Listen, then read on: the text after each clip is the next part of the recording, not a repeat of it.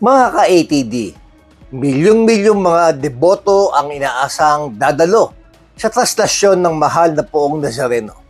Kaya mahalagang malaman natin, handa na ba ang mga ahensya para tiyakin ang kaligtasan at kaayusan ng lahat sa darating na January 9? Pinangunahan ng Metropolitan Development Authority o MMDA ang masusing inspeksyon sa ruta ng translasyon bilang bahagi ng paghahanda para sa taunang posisyon at sa maayos na pila para sa pahalik na magsisimula sa Enero 7. Ayon kay MMDA General Manager Nicolas Torre III, tuloy-tuloy ang koordinasyon ng MMDA sa lungsod ng Maynila at sa iba't ibang ahensya ng pamahalaan upang masiguro ang seguridad at kaligtasan ng mga debotong dadalo sa pista. Nasa 1,000 tauhan ng MMDA ang i-deploy upang tumulong sa pamamahala ng trapiko, public safety at emergency response, clearing operations sa buong ruta ng traslasyon.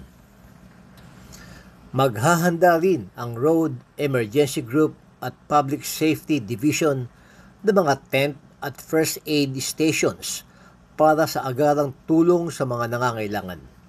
Samantala, mula sa MMDA Mobile Command Center, babantayan at imomonitor ang lahat ng aktibidad at kaganapan sa mismong araw ng pista. Patuloy din ang road clearing operations upang alisin ang lahat ng uri ng sagabal sa ruta ng posisyon.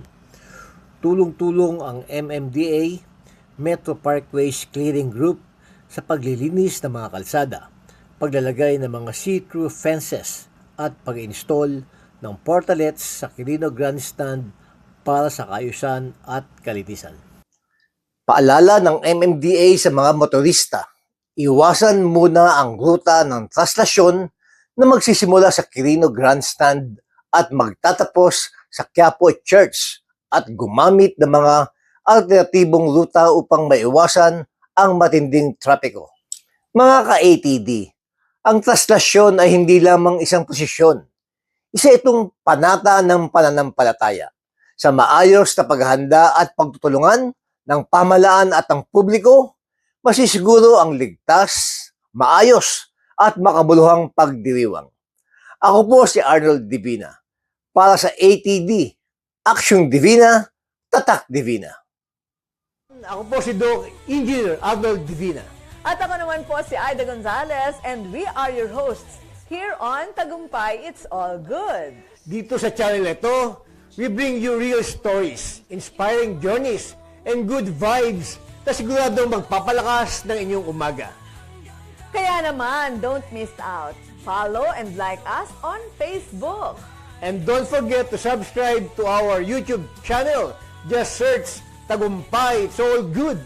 At syempre, share nyo na rin sa inyong pamilya, barkada at kapitbahay. Let's spread good news, good vibes, and God's goodness. Dahil sa Tagumpay, it's all good!